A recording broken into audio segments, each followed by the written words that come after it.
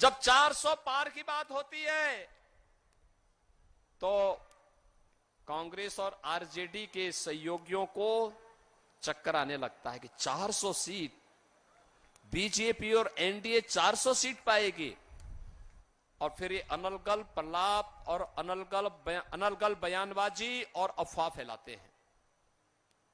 बहनों और भाइयों, 400 पार जब जनता जनार्दन से हम पूछते हैं, मैं देश के अलग अलग क्षेत्रों में गया, पूछा मैंने कि 400 पार का आपका कैसे कह सकते हैं। उन्होंने एक ही बात कही, उन्होंने कहा जो राम को लाए हैं हम उनको लाएंगे, जो राम को लाए हैं हम उनको लाएंगे।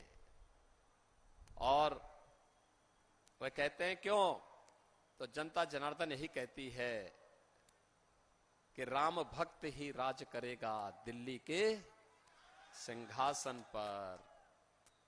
राम भक्त ही राज करेगा, कोई रामद्रोही नहीं। और इसके लिए उन्होंने संकल्प लिया है। 500 वर्षों का इंतजार समाप्त हुआ, अयोध्या में रामलला का भव्य मंदिर बना। बहनों और भाइयों, आज अयोध्या में राम मंदिर का निर्माण भारत के अंदर एक नई ऊर्जा का संचार करता है। कश्मीर में धारा 370 की समाप्ति होती है तो आतंकवाद की ताबूत पे अंतिम कील ठोका जाता है। बहनों और भाइयों, याद करिए, हमारी पीढ़ी सौभाग्यशाली है, हम सब सौभाग्यशाली हैं। हमने बदलते हुए भारत को देखा है।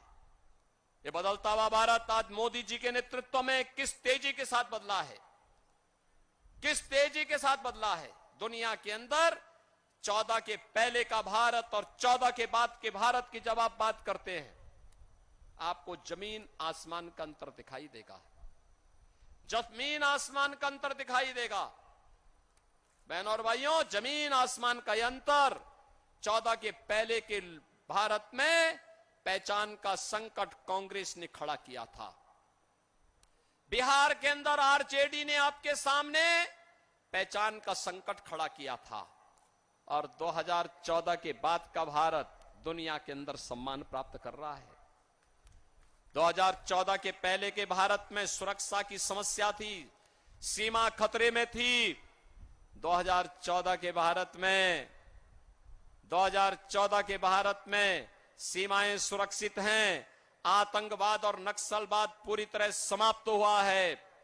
और अब तो पटाखा भी जोर से फट जाए ना तो पाकिस्तान सफाई देता, कहता साहब ये मैंने नहीं किया है।